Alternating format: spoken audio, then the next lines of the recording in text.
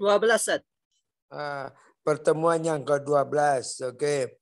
Pertemuan yang ke-12, topiknya adalah apa tu topiknya?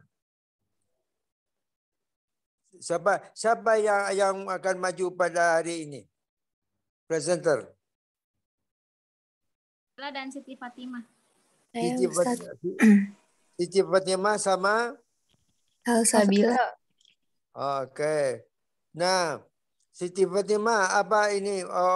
Apa judulnya?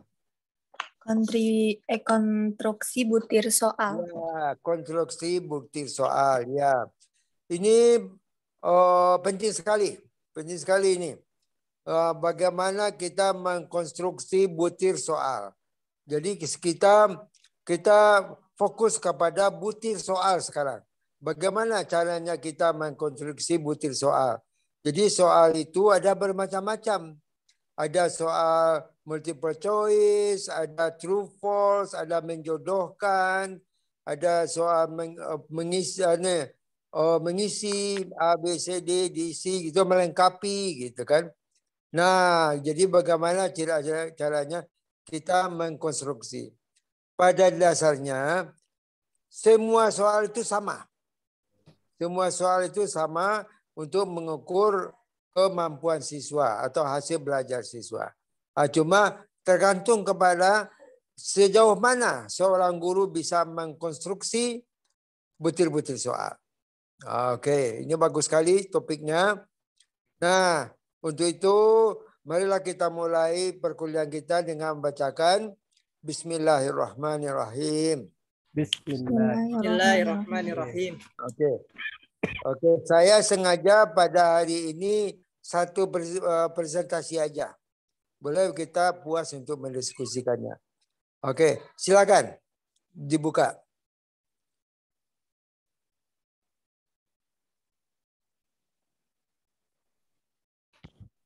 Mulai sekarang, Ustaz. Ya, silakan. Bismillahirrahmanirrahim. Assalamualaikum warahmatullahi wabarakatuh. Kami dari kelompok 12 ingin mempresentasikan makalah kami yang berjudul Konstruksi Butir Soal.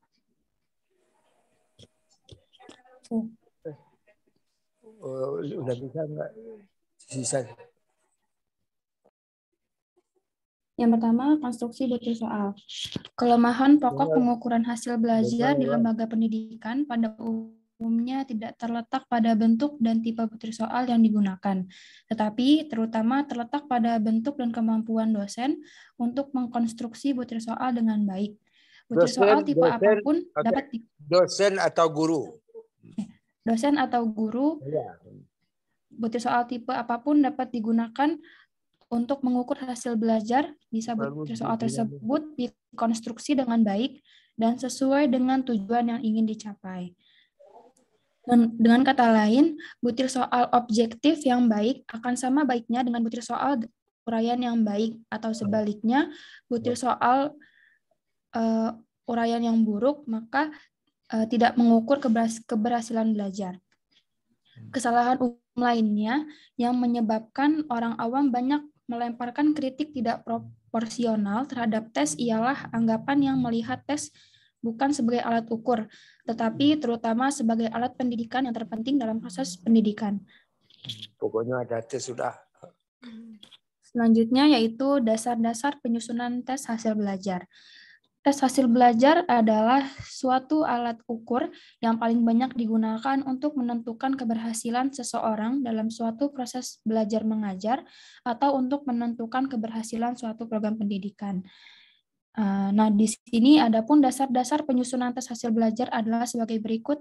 Yang pertama, tes hasil belajar harus dapat mengukur apa-apa yang dipelajari dalam proses belajar mengajar sesuai dengan tujuan instruksional yang tercantum di dalam kurikulum yang berlaku. Tes hasil belajar dibuat sedemikian sehingga mampu mengukur hasil belajar seperti pengetahuan mengenai fakta atau istilah, pengertian mengenai suatu konsep atau prinsip, kemampuan untuk menggunakan suatu konsep prinsip, dan bermacam-macam kemampuan berpikir lainnya. Kemudian yang kedua, tes hasil belajar disusun sedemikian sehingga benar-benar mewakili bahan yang telah dipelajari.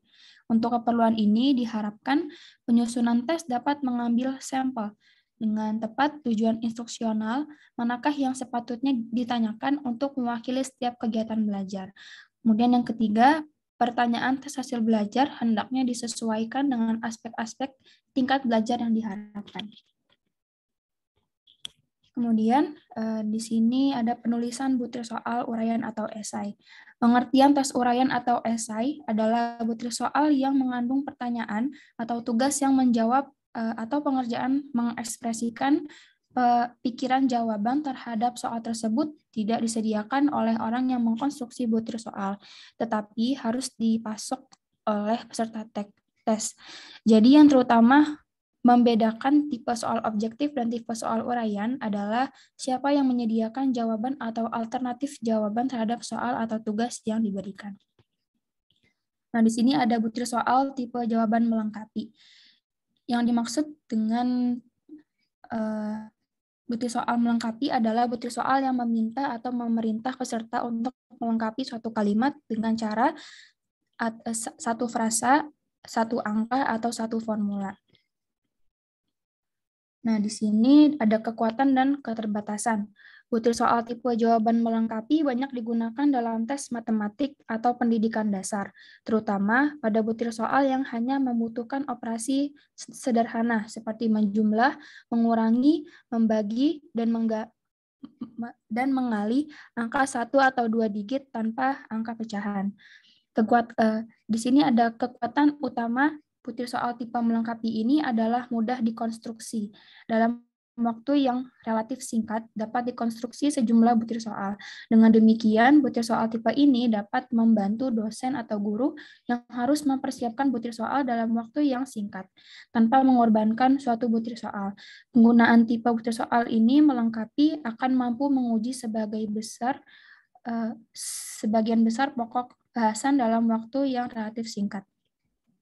Adapun contohnya di sini ada yang pertama, siapakah pendiri Kerajaan Majapahit, dan yang kedua ada X ditambah 2 sama dengan 4, maka berapakah nilai X? Selanjutnya oleh Siti Fatimah.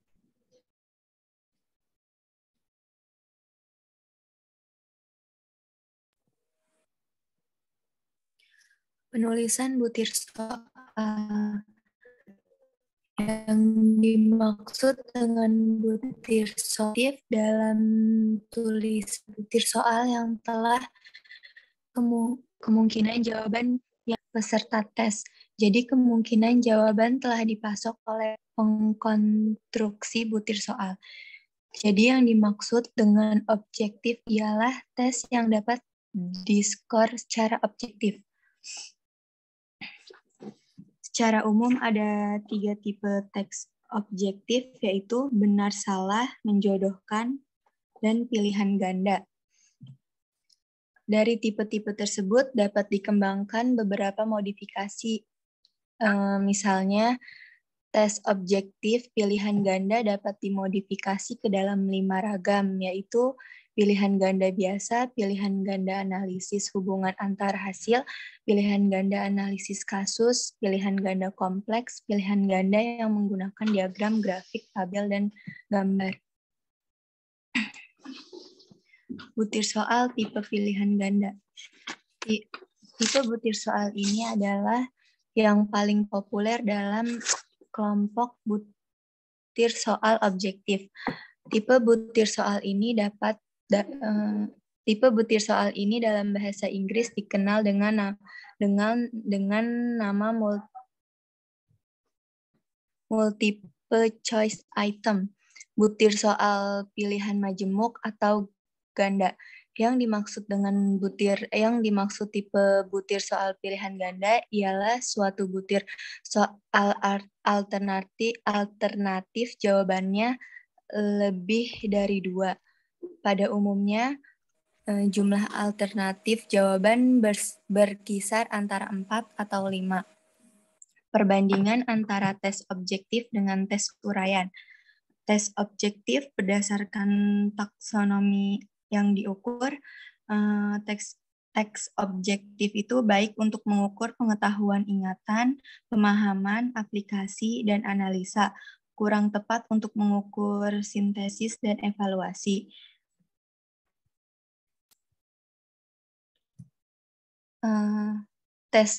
Kalau tes uraiannya kurang baik untuk mengukur ingatan, baik untuk mengukur pemahaman aplikasi,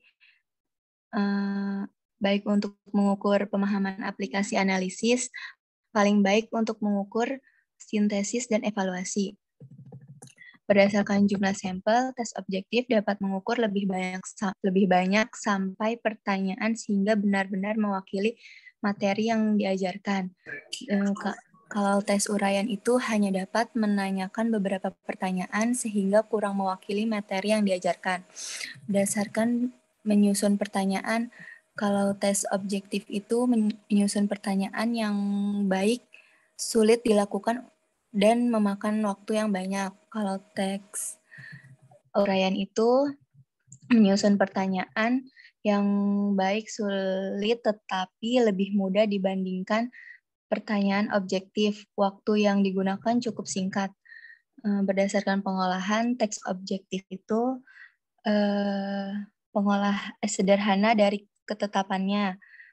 Kalau teks uraian itu pengolahannya sangat subjektif, sukar, dan ketepatannya, rehabilitasnya rendah.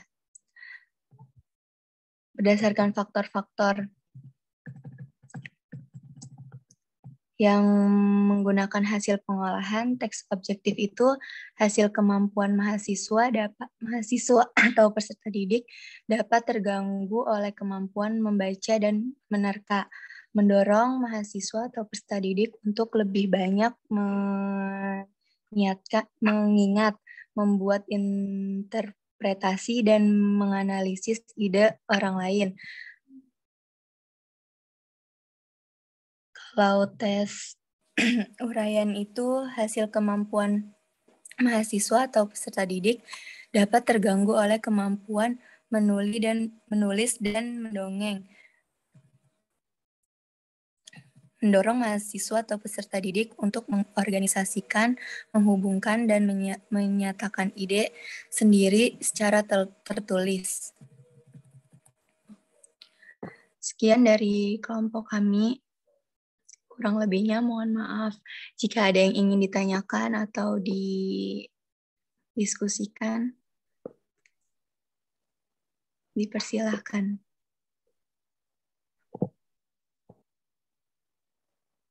Silakan. Dan komentar, udah ini menambahkan.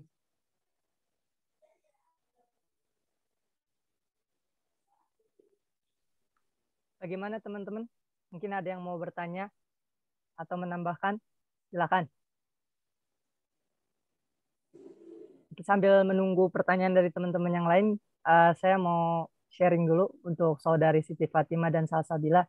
Tadi kan disampaikan dari jenis soal objektif ya, baik yang sifatnya multiple choice, kalau tadi dalam bahasa Inggris pilihan ganda, ada juga benar salah dan menjodohkan. Apakah tiga jenis ini akan senantiasa layak untuk setiap jenjang pendidikan, baik SD, SMP, ataupun SMK sederajat gitu. Apakah yang menjodohkan itu apakah masih layak tes objektif seperti itu di kelas, di level yang SMK sederajat gitu, atau yang benar salah? Nah, kalau pilihan ganda masih layak ya untuk semua jenjang ya. Tapi kalau untuk yang tadi yang menjodohkan maupun memilih antara benar yang salah, apakah itu masih layak di tingkat-tingkat yang atas? Yang pertama. Yang kedua itu seputar apakah kita sebagai pendidik nantinya gitu ketika membuat soal, kan pastinya nanti peserta didik mengerjakan gitu. Apakah bagus kalau kita memberikan soal-soal seluruhnya objektif gitu tanpa adanya soal uraian, baik yang sifatnya pilihan ganda, kemudian yang tadi menjodohkan, dan juga tadi yang benar atau salah gitu. Apakah kalau semuanya objektif itu baik atau tidak untuk melakukan tes? Makasih.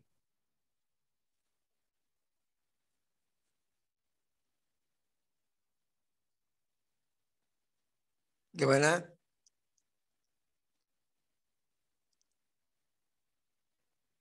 Saya mau nanya, Anda waktu di MAN atau di SLTA dulu masih mengerjakan soal yang berbentuk benar salah apa? Kayaknya enggak, Sat. Enggak ada. Anda waktu di SLTA dulu pernah mengerjakan soal menjodohkan? Mungkin masih ada beberapa kali, Sat. Kayak IPS gitu. Iya, Oke. beberapa. Berapa? Oke. Kayaknya sih, kayaknya saya lupa. Nah, menjodohkan, oke, benar salah gitu kan? Oke. Nah, jawabannya tadi kan sudah dibilang kita mau mengukur apa? Oke. Di dalam proses belajar mengajar itu, kalau sayangnya kita tidak punya ini papan tulis, di sana ada konsep prinsipal prosedur. Remember konsep, remember principle, remember prosedur. Use konsep, use principle, use prosedur. Jadi itu di dalam Anda belajar teknologi pendidikan kan? Ada? Ya, tanya saya Prof. Marhama. Itu di komponen display teori. Coba catat. Komponen display teori, CDT. Komponen display.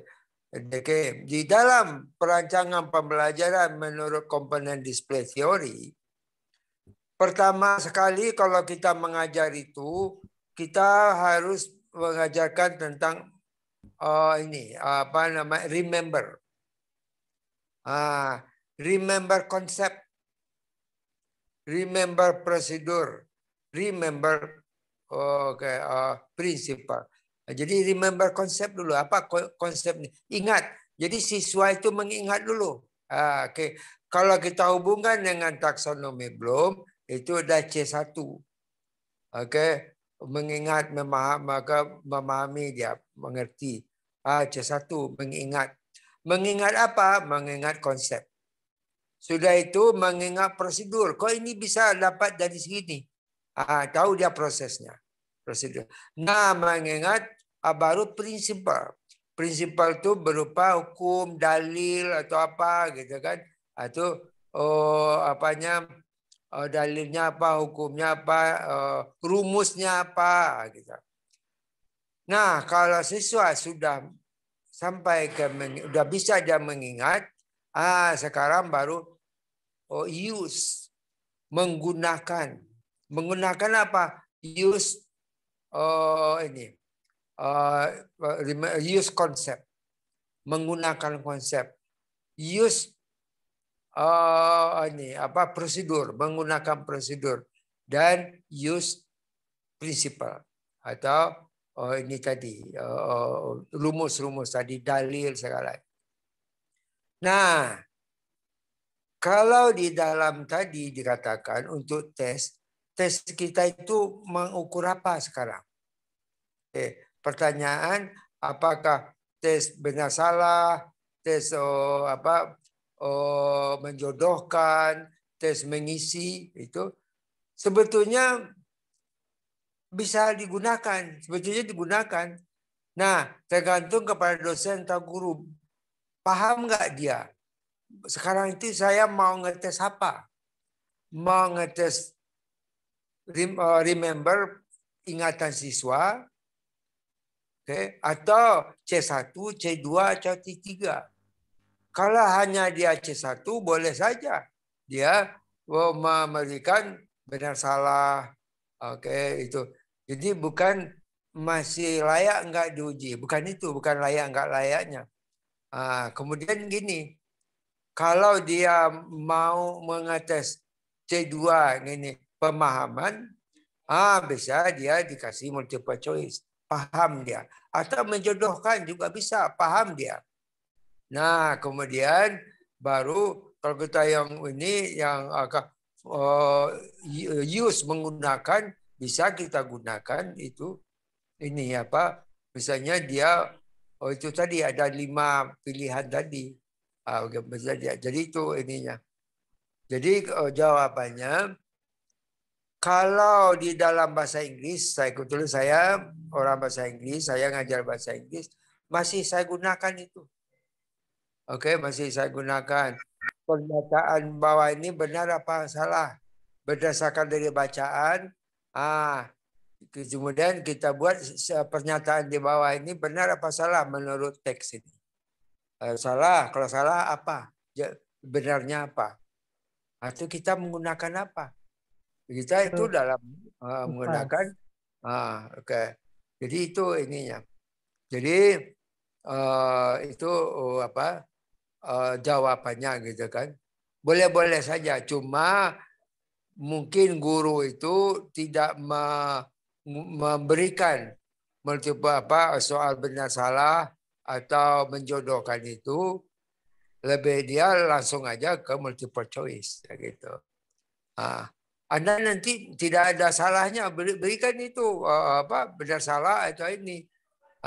Tergantung itu tadi apakah kita mengukur memori atau remember atau kita mengukur use menggunakan atau yang lebih tinggi lagi find menemukan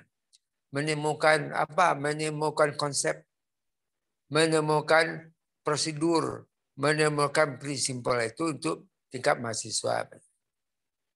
Oke. Oke. Ada yang lain mau bertanya? Silakan. Kalau untuk seluruh tes jenisnya objektif itu nggak apa-apa Ustadz.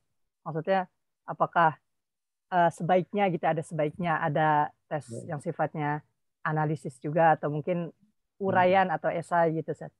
Ya. Nah, itu kan itu tadi tujuan tes multiple choice itu apa? Kan itu kan tujuan tes essay itu apa? Kalau essay itu kita tidak memfokuskan kepada remember, ingatan, bukan. Essay itu lebih banyak kita menyanyikan kepada pemahaman atau dia use penggunaan gitu kan. Jadi itu. Jadi sekarang tergantung kita apakah kita menguji. Mau tak mau kita kembali ke taksonomi Bloom. Anda menguji C1, C2, C3, C4. Gitu kan?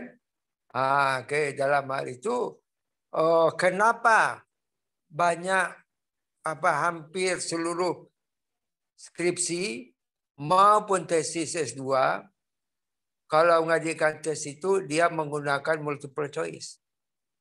Itu tadi dasarnya. Kembali ke taksonomi Bloom. Di mana dia melakukan penelitian. Oke. Nah, kemudian kalau tergantung kepada gurunya. Gurunya mau ngetes apa ini sekarang? Nah, kalau guru mengasihkan essay, berarti guru mengabaikan itu pengingatan, untuk pemahaman gitu kan. Dianggap sudah selesai. Maka guru memberikan penalarannya. Oke. Tapi essay ada juga ketidakbagusan essay. Tidak bagusan essay kalau siswa yang sudah terlatih untuk menulis, mungkin dia bisa. Oke. Kalau siswa yang terlatih untuk terbiasa menulis, terbiasa mengungkapkan pendapat dengan tulisan, dia akan enak essay. Tapi kalau siswa yang jarang menulis, jarang mengungkapkan pendapatnya dengan tulisan, itu kayak jadi udah 15 menit itu pulpen itu enggak jalan-jalan. Oke, udah 15 menit dikasih waktu, enggak jalannya karena dia tidak terbiasa untuk mengungkapkan pikirannya, mengungkapkan apa pendapatannya dengan tulisan. Oke. Apalagi sekarang dengan WA. Oke. WA. Jadi itu dia lebih banyak menggunakan kata-kata slang. Kata slang itu kata apa? Kata ini Gaul, kiasan. Ustaz. Hah? Gaul. Bahasa gaul. Itu bahasa slang. Kalau bahasa Inggris namanya slang. Kalau Indonesia namanya bahasa gaul. Nah, dia tidak terbiasa itu. Menurut Anda apa kelemahan dan kelebihan dari ini? Oke. Udah 15 menit dia mikir apa ya kelemahan itu. Karena dia itu dari dulu tidak dilatih untuk mengungkapkan perkataannya dengan makanya dulu ada mata pelajaran mengarang. Oke. Sekarang masih ada nggak mata pelajaran mengarang? Saya waktu itu ada saat kalau saya. Ada ya. Sekarang nggak tahu juga saya mengarang. Nah, gunanya apa? Gunanya mengarang itu supaya mahasiswa itu atau siswa dilatih untuk nanti mengisi tes esai gitu.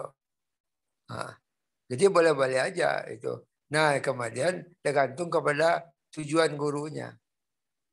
Oke. Nah, jadi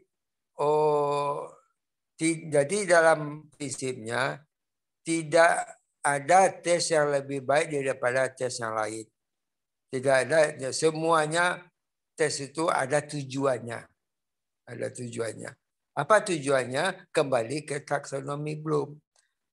Itu tadi kan si presenter tadi mengatakan kelebihan esai itu apa, kelemahan esai apa, kelebihan multiple choice apa, kelemahan multiple choice apa. Gitu. Nah, apalagi multiple choice yang tingkat tinggi. Dulu pernah ada analisis, ada 5 jawaban. A, jika pernyataan A benar, jika pernyataan dan pernyataan B benar. B, jika pernyataan A dan B dan C saling mendukung. C, itu analisis itu susah, paling susah itu. D, jika pernyataan sama pernyataan B sama pernyataan C itu saling bertentangan. Mana yang benar pilihnya? A, B, atau C. Atau pernyataan A. Pilihan A. Kalimat di atas menurut pilihan A ini adalah benar karena ada contoh. B, benar karena ada ini diberikan satu definisi. Itu bikin soalnya setengah mati. Oke, susah. Itu namanya level analisis. Menganalisis A, B, C, D. Jadi siswa disuruh mikir. Jadi dia tidak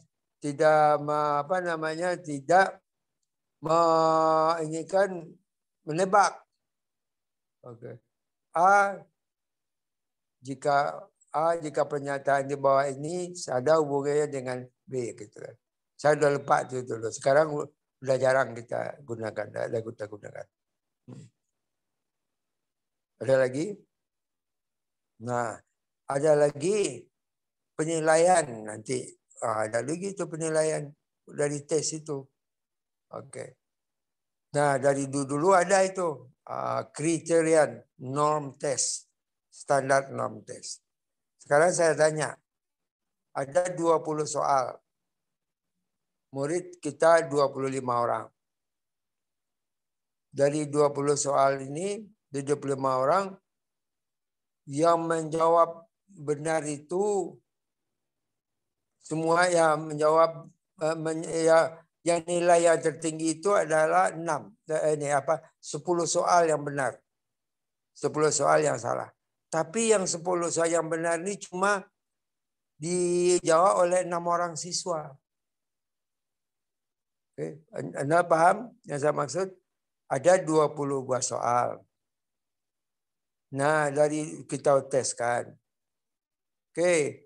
Rupanya dari 20 soal kok ada 10 soal yang yang siswa yang benar. Jadi yang paling benar itu adalah 10. 11, 12, 3. Jadi benar 10, salah 10. Maksudnya gitu. Selebihnya benarnya 8, benarnya 3, benarnya 4. Gimana Anda mengasih nilainya orang itu, murid?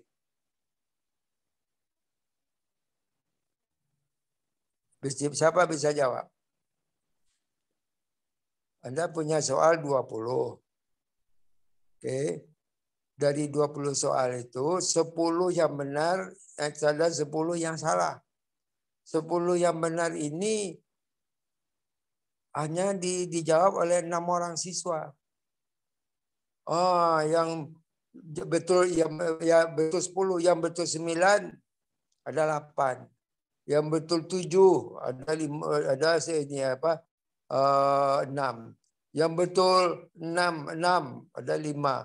Ada malah ada yang 2, 3 misalnya. Nah, pertanyaan saya, gimana Anda nih? Apa yang Anda lakukan? Untuk penilaiannya atau untuk penilaiannya? Apa yang Anda lakukan? Kalau dari 20 mungkin ketentuannya saya kali 5 setiap butirnya Sat. Ya, kalau disamaratakan itu. Kali 5 dia benar yang benar itu cuma 10 soal, yang 10 lagi salah. Tidak ada murid di kelas itu yang benar 11, benar 12, benar 13, enggak ada. Yang paling tinggi itu 10. Gimana? Oke. Dulu ada kriteria norm tes. Dulu kita belum mengenal ini remedi. Sekali remedi. Jadi yang nilai benar 10 itu dikasih nilai 9 di rapornya. Yang benar 8 dikasih nilai 9, benar 9 kasih 8. Yang benar 8 dikasih 7 gitu ya. Sebab kalau dikasih ada standar mastery test. Kalau standar itu kalau siapa yang belum mencapai 60%, akan merah. Jadi bisa di satu kelas itu bisa murid ini hampir semuanya nggak naik kelas. Kayak gitu kan. Oke. Tapi sekarang udah nggak ada. Sebagai informasi aja. Oke. Jadi itu. Nah, jadi sekarang ini ada juga ini mungkin ada satu kekhilafan oleh guru. Kalau nilai siswa itu tidak bagus, apa yang dilakukan guru? Apa? Kan ada nilai patokan, ada kan? KKM Sat. KKM. Nilai KKM. Nilai KKM pendidikan agama Islam berapa nilai KKM-nya? Tergantung sekolah masing-masing Sat. Karena ya, kan Anda berapa? Setahu Anda berapa? 70-75 Sat. 70. Oke. 70 atau 70 KKM. Kalau ada nilai siswa yang 60 apa? Gimana? Remedial. Remedial. Remedial. Oke. Nah, kesalahan ada. Jadi di remedial dites lagi 65. Apa yang Anda lakukan? Diberikan pengajaran lagi Sat, sesuai dengan soal-soal yang belum dikuasai. Remedial lagi. Ya. Oke. Ya. Nah, ada kelupaan. Analisis. Sebenarnya tesnya itu yang salah. Oke. Alat pengukurnya itu yang nggak benar. Ya. Ya. Jadi dites dia nih, diajarkan lagi, ya, dites ya. Masih juga salah. Diajarkan lagi, masih juga nilainya nggak mencapai KKM.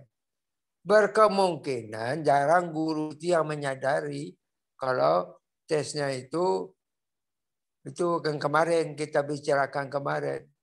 Jarang dia menggunakan tes level analisis gitu. Cobalah siswa ini.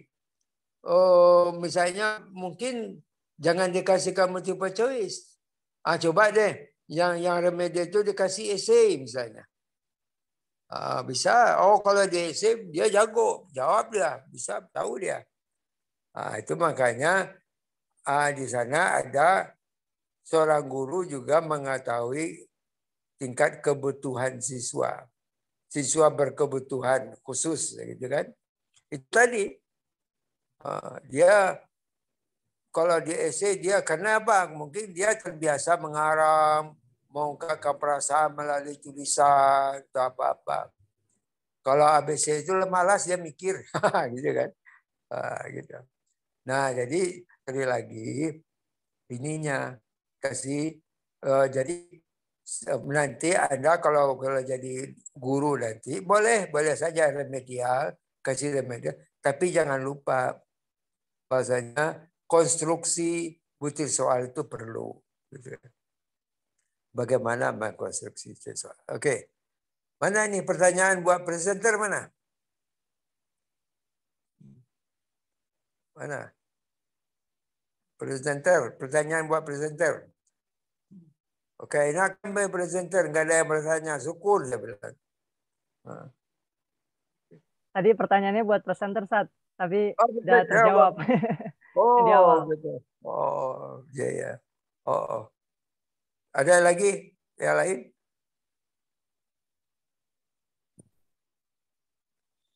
Ada lagi yang lain? Presenter tambahin presenter.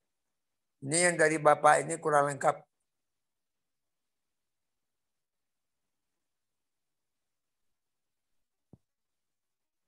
Halo presenter. Ya, Ustaz. Ya. Gimana? Atau pertanyaan dari teman-teman lah, kita tunggu.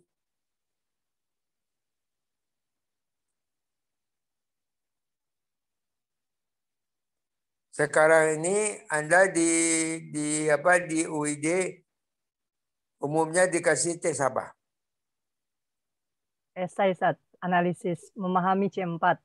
Oh, mana cepat. Ada ABCD? Inggris kali saat dulu. Bahasa Inggris, ABCD. Oke. Ini enggak ada ya? Kayaknya. Oke, karena dia udah tingkat level mahasiswa. Level mahasiswa. Kalau S2 atau S3 gitu kan, kadang-kadang kami itu jarang memberikan tes. Masa orang S3 dikasih tes lagi? Oke, ya. Jadi suruh aja ini dia sharing mempresentasikan idenya. Menemukan dia. Kalau bisa menemukan, nah itu udah. Itu jadi ini. Jarang kita memberikan tes lagi. Oke, jadi dia bersifat analisis. Jadi penilaian itu dari ini. Malahan di S3 itu penilaian kita berikan itu semacam ini, sewaktu perkuliahan berjalan. Baru kita, ini bagus dalam pikirannya, jadi begitu. Oke. Ya. Jadi itu ininya. Boleh saja itu apa. Tapi kalau di dalam tes apa, tes UN, tes yang resmi, umumnya pemerintah sekarang menggunakan multiple choice. Multiple choice.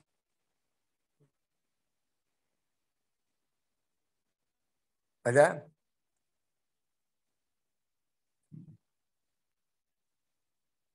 Khairunisa. Gimana Khairunisa? Putri. Gimana Putri? Jadi memang secara idealnya kalau kita memang kepingin jadi guru yang profesional, yaitu harus kita ini. Tapi kalau kita ketidak profesional, jadi kadang-kadang di tes itu aja kita capek bikinnya. Bikin tes itu kan capek. Gitu Iya, kan? Ambil aja tes yang sudah ada. Ada bank soal ada kan? Di bank soal. Jadi cuma saya ini pesan kalau Anda nanti mengajar, kalau ada siswa yang tidak mencapai KKM, Anda sampai KKM, kalau ada mahasiswa atau siswa yang tidak mencapai KKM, boleh saja Anda berikan remedi, boleh, nggak apa-apa. Tapi jangan lupa Anda tinjau lagi alat pengetesnya itu. Oh mungkin alat tes saya yang salah, mungkin gitu. Ya, apalagi yang diremedi itu biasanya ada berapa siswa dalam satu kelas? Ada 50%? Enggak, Sat. Enggak. Remedi itu ada biasanya ada berapa siswa? 15% kali, Sat. 15, 20-an. 15 atau 20. Nah, sekarang saya tanya, Anda masih mengalami enggak, masih menjumpai enggak siswa yang tidak naik kelas? Jarang. Ada enggak di aliyah, di madrasah, SD, SMP, masih ada enggak siswa yang tidak naik kelas? Tidak, Sat. Jarang, Pak. Jarang. Oke. Kenapa? Karena ada remedi. Jadi sudah ada ini. Ini sudah ada suatu kemajuan, ya. Kalau zaman saya dulu tinggal kelas itu biasa aja. Tinggal kelas ya. Ya, jadi sebetulnya kalau kita sekarang ini memahami tinggal kelas itu siswa bukan 100% disalahin siswanya. Mungkin aja ada kesalahan dari guru gitu kan. Salah satunya dari alat tesnya yang nggak benar. Oke. Nah, apalagi sekarang kalau Anda tahu, ini sistem daring sekarang ini. Gimana kita meninggalkan siswa, kita nggak tahu persis ini. Oke. Kemampuannya. Ini kemampuannya. Terbatas kan pengetahuan kita kan secara siswanya. Jadi itu. Jadi mudah-mudahan daring ini. Jadi daring ini ada keuntungannya juga. Jadi dari melalui daring ini saya belum mendengar kalau siswa nggak naik kelas. Oke. Semuanya dinaikin aja sama gurunya. Oke. Oke. Jadi itulah yang kita bincangkan pada malam hari ini, yaitu tentang konstruksi tes. Jadi mulai sekarang ini jangan beranggapan kalau tidak lagi memakai ini apa salah atau benar, menjodohkan, itu kan, mengisi titik-titik, gitu kan. Oke, tergantung kepada gurunya. Bisa enggak gurunya mengkonstruksi tes? Bisa enggak gurunya membuat mengkonstruksi tes? Apakah sesuai enggak dengan C1, C2, atau C3? Oke. Oke. Gimana? Mana teman-teman ada pertanyaan lagi? Kalau memang sekiranya belum ada, mungkin ini Ustaz, kalau berkenan, waktu itu kan Antum mungkin kalau bagi teman yang pengen coba membuat instrumen gitu Ustaz. Nah ya. Instrumen penelitian. Mungkin kalau memang tidak ada pembahasan lagi, boleh ke situ Ustaz. Ini ada sedikit ini, mungkin ada revisi dari Antum gitu Ustaz. Boleh. Silakan. Cuma, ya silakan. Ini dari pemakalah boleh disimpulkan dulu mungkin. Tutup dulu makalah.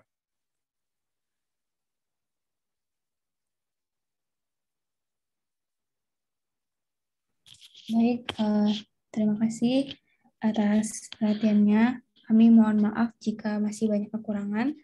Assalamualaikum warahmatullahi wabarakatuh. Waalaikumsalam warahmatullahi wabarakatuh. Ya, silakan. Ini saling sharing aja Ustaz ya buat teman-teman yang lain. Ya. Tentang instrumen. Saya coba tentang ini Ustaz. kinerja pendidik atau guru terhadap motivasi mengajar di kelas, di sekolah. Ya. Kinerja guru terhadap motivasi. Motivasi kerja terhadap kinerja guru, Ustaz. Motivasi kerja terhadap kinerja guru. Oh, motivasi kerja guru. Iya. Jadi terhadap kinerjanya. Terhadap kinerja guru. Oke. Oke. Di sini kalau kemarin kan antum kalau nggak salah saya dengar itu tentang ada bagian yang positif ataupun nanti sebaliknya dibalik gitu, Ustaz. Itu namanya itu skala Likert. Skala Likert. Skala Likert. Anda baca itu dengan pembuatan angket berdasarkan skala Likert. Sifatnya harus nggak, Ustaz? Atau kondisional? Skala Likert itu ini adalah digunakan untuk instrumen atau kuesioner. Kuesioner digunakan instrumen berupa kuesioner atau angket. Oke.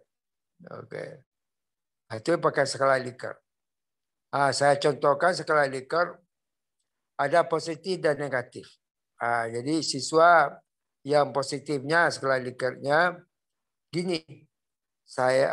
Seandainya keterangan guru tidak jelas, saya akan bertanya. Itu positif kan? Bagaimana dia? Setuju? Tidak setuju? Gitu kan? Oke. Atau seandainya keterangan guru tidak jelas, saya akan langsung bertanya. Nah, kalau yang ini, yang negatifnya, seandainya keterangan guru tidak jelas, saya lebih baik diam. Itu yang ini. Jadi kalau yang pertama tadi, kalau dikasih nilai, misalnya 5, 4, 3, 2, 1. Kalau yang kedua ini dikasih nilai 1, 2, 3, 4, 5. Dibalik. Oke, setuju, tidak setuju, sangat setuju, tidak setuju sekarang. Oke, silakan. Kalau kayak gitu, skala Likert itu di setiap kuesioner atau angket yang kita buat harus ada tadi skala Likertnya nggak, Sat? Wajib Harus atau ada. Kondisional aja? Wajib. Harus ada skala Likert. Harus ada skala Likert. Harus ada pernyataan positif dan negatif. Kalau tidak ada pernyataan negatifnya, itu salah. Nah, sebaiknya jumlah negatif dengan jumlah positif itu sama. Sebaiknya. Tapi ada kalanya umumnya orang membuat skala positif, pernyataan positif lebih banyak dari negatif.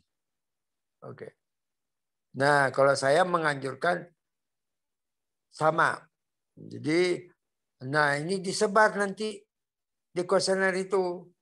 Jangan soal pernyataan 1 positif, pernyataan 2 negatif, 1 positif, 2 negatif. Jangan gitu.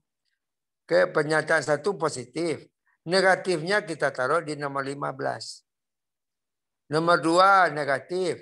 Positifnya kita taruh di 20. Gitu. Dijarakkan. Gitu. Disebar. Tapi kita punya kunci. Kunci. Okay. Positif negatif. Ada lagi? Kalau maaf, Sat. Kalau di sini kan maaf saya share screen mungkin. Kalau di bagian ini kan kita kan pasti tadi angka 5, 4, 3, 2, 1 itu yang tadi mungkin sangat setuju atau sebaliknya, Sat ya. Iya. Nah, kalau kita tambahkan kuesioner, saya pernah ngisi kuesioner, Sat.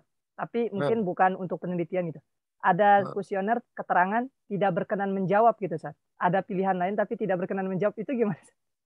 Gitu. Itu bukan kuesioner untuk penelitian. Oh, bukan. Bukan untuk penelitian. Itu ada juga tidak berkenan menjawab, itu apa namanya ya? Mungkin pribadi atau apa kan gitu kan. Iya ya. Tapi kalau itu bingung nanti menganalisisnya. Soal nomor 5 tidak berkenan menjawab, jadi berarti apa? 0 gitu kan. Iya, saya kira bisa 0 saat. Nah, cuma nilainya nanti mencari validitas reliabilitasnya bingung kita. Ya, oke. Ya, ada lagi? Kalau Ini ya ini ya. Oke. Iya ini. Oke. Instrumen metode motivasi kerja terhadap kinerja guru. Sekarang ini motivasi kerja siapa? Maksudnya lebih spesifik gitu saat guru apa atau gimana? Ya. Nah, Anda maksud masuk ke motivasi kerja siapa terhadap kinerja guru. Motivasi kerja guru.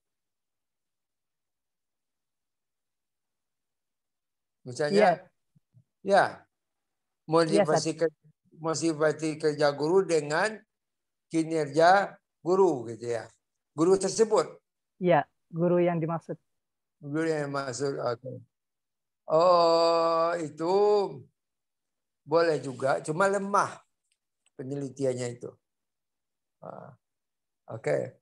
Misalnya kita ini kan ada nggak pengaruh tingkat bagaimana gaya kepemimpinan kepala sekolah terhadap kinerja guru, gitu. Itu bisa. Bagaimana peraturan yang dibikin oleh kepala sekolah diterapkan tentang ini terhadap kinerja guru, bisa. Tapi kalau kita bagaimana motivasi kerja guru dengan kinerja guru, gitu kan? Itu secara ini tidak dilakukan penelitian, kita udah bisa orang yang bermotivasi tinggi itu kinerjanya baik. Orang motivasi rendah asal-asal pokoknya ngajar, pagi datang ke sekolah ngajar, udah habis ngajar pulang tidur, besok gitu lagi, gitu kan? Tentu kinerjanya nggak bagus. Tapi kalau dilihat dari kuesioner sih, Sat, ini di bagian bawah nih ada lebih kepada lingkungan sekolahnya, Sat. Jadi lingkungan kayak apakah ruangan nyaman atau membantu guru, mungkin jadi motivasinya lebih dari lingkungan sekitar. Bagus itu. Sarana dan prasarana yang dimiliki sekolah terhadap kinerja guru. Kalau dari instrumennya ke situ. Nah ya, jadi sarana dan prasarana yang dimiliki sekolah terhadap kinerja guru, bisa, gitu kan. Tapi kalau dia menilai dirinya sendiri terhadap kinerja dia, bisa aja. Coba ini penelitiannya hasilnya itu lemah. Jika antara X dengan Y itu kan, X itu kan motivasi, Y itu kan kinerja kan. Nggak ada saling mempengaruhi kan gitu. Dan ini nggak mempengaruhi, nama itu konstruk sendiri. Oke. Bisa aja. Coba kalau menurut saya itu kurang inilah penelitiannya boleh-boleh aja. Cuma kalau katakan lemah dari hasil penelitian itu. Lebih baik ini tingkat ke sekolah, fasilitas atau tingkat lingkungan atau apa yang ada di sekolah itu terhadap kinerja guru. Bisa. Kalau maaf Sat, kalau kita mau melakukan penelitian yang kayak kita kan di kampus ini banyak SKS yang kita ambil nih Sat. Ya. Mungkin kayak tentunya yang seputar agama kan, PAI itu kan pasti tentang agama. Nah, kita mau mengkritisi atau mungkin meneliti tentang SKS yang pernah kita pelajari, itu boleh gak sih, Sat? Boleh. Itu namanya evaluasi. Oh, evaluasi. Nah, evaluasi mata pelajaran yang bersifat keagamaannya. Ya, itu Ah, maksudnya mapel fikih contoh saat fikih di Universitas Islam Jakarta gitu. Itu boleh ya. saat. Cuma terhadap apa? Apa dampaknya? Taruhlah SKS di UD terhadap apa? Pembiasaan kali saat. Nah, apa yang Anda teliti? Teliti tentang, kan tadi Anda bilang jumlah SKS tentang keagamaan. Kalau Dia saya sih ini saat maksudnya pandangan saya lebih ke mata kuliahnya langsung gitu. Salah satu mata kuliah yang diajarkan gitu. Kan lebih spesifik banget tuh. Oh, ya, oke. Itu oh, kita evaluasi itu ada ini itu baru X kan. Y-nya mana? Masih bingung saat. Ya, ya. Misalnya apa misalnya kita evaluasinya pendidikan agama Islam di SMP terhadap ini remaja terhadap apa akhlak. Bisa kita tadi itu kita lihat udah benar nggak pendidikan agama Islam di SD atau SMP ini terhadap akhlak siswa. Tadi ada mahasiswa saya baru tadi dia ke rumah konsultasi. Upaya guru dalam upaya guru pendidikan agama Islam dalam menanamkan ini budaya religi. Itu bisa. Apa upaya guru PAI, guru agama Islam di SMP dalam menanamkan ini religi, budaya religi. Apa budaya religi? Kan di sekolah itu sekarang sebelum belajar baca Al-Quran, ada salat berjamaah, itu kan. Kemudian salat 2 berjamaah. Kemudian ada bersedekah. Ada 3S senyum. Apa tuh? Ada 3S dia bilang tadi. Salam, sapa, senyum saat. Salam, sapa, senyum, gitu kan. Itu dianalisis sama dia. Bagaimana nih upaya guru PAI dalam menanamkan budaya religi. Bagus itu, bagus, gak apa-apa, boleh saya bilang. Jadi budaya religi ini ada dari hasil saya suruh. Coba Anda ke sekolah dulu. Ini dulu, survei dulu. Amatin dulu. Terbukti ada beberapa siswa itu terlambat masuk kelas. Kenapa dia terlambat masuk kelas? Karena menghindari malas ngaji. Kalau orang udah ngaji baru dia datang. Misalnya gitu kan. Ada beberapa murid tidak melaksanakan salat duha berjamaah. Apa alasannya? Kalau perempuan lagi berhalangan, padahal enggak. Apa alasan aja? Oke. Itu kena tanya sama teman sebelahnya, teman ini. Oke, ada juga kurang ini bersedekah. Jadi ada kaleng untuk dana sosial itu enggak banyak isinya gitu. Itu bagus. Gitu. Jadi sama Anda tadi, gimana ini?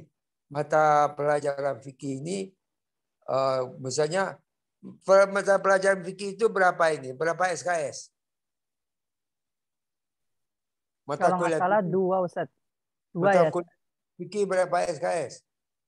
2. Tapi ada fikih 1, fikih 2 gitu. Ada fikih 1, fikih 2, fikih 3 itu kan? Itu dianalisis. Udah benar. Apa kalau bahasa fikih itu kemana ininya? Larinya. Kalau fikih itu masalah apa? Ibadah, Ustaz. Saya ibadah. Lihat ibadahnya. Apakah mahasiswa FAI-nya kalau udah salat zuhur udah ke masjid semuanya enggak? Gitu. Nah, permasalahan di situ saat mungkin. Nah? Ya maksudnya masalah yang pengen diambilnya di situ.